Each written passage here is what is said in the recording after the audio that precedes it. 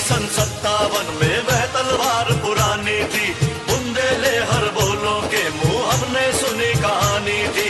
खूब लड़ी मर्दानी वो तो झांसी वाली रानी थी। मैं अमृता राज उच्च माध्यमिक विद्यालय गोरगामा में 10वीं की छात्रा हूँ।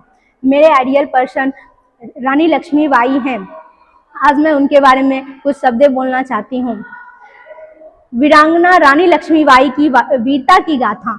1857 के प्रथम भारतीय स्वतंत्रता संग्राम की अग्रदूत रानी लक्ष्मीबाई भारतीय नारियों के साहस और बलिदान का एक अमर प्रतीक है।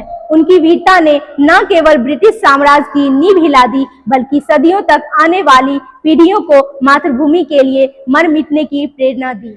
मैं अपनी झांसी नहीं दूंगी। रानी लक्ष्मीबाई के वीरता की शुरुआत तब हुई जब अंग्रेजों ने डॉक्ट्रिन ऑफ लेफ्ट नीति के तहत झांसी राज्य को ब्रिटिश साम्राज्य में मिलाने का कुटिल प्रयास किया।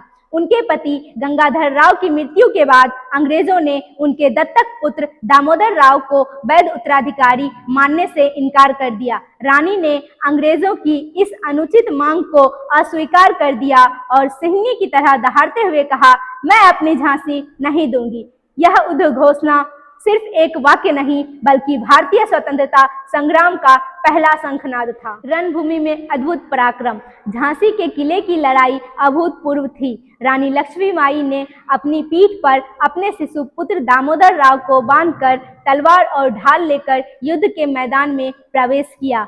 वह एक कुशल घुड़सवार और तलवारबाज थी।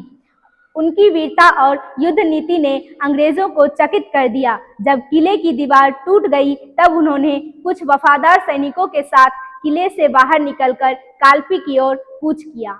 ग्वालियर विजय और अंतिम बलिदान। कालपी में भी भीषण युद्ध हुआ। अंग्रेजों ने उन्हें चारों ओर से घेर लिया। यहाँ से वह तात्या टोपे के साथ ग्वालियर पहुंची और वहां के किले पर कब्जा कर लिया, जो कि रणनीतिक रूप से बहुत महत्वपूर्ण था। ग्वालियर का यह किला उनकी लड़ाई का अंतिम गवाह बना। 18 जून 1858 को कोटा की सराय के पास रानी ने अंतिम सांस तक लड़ाई लड़ी।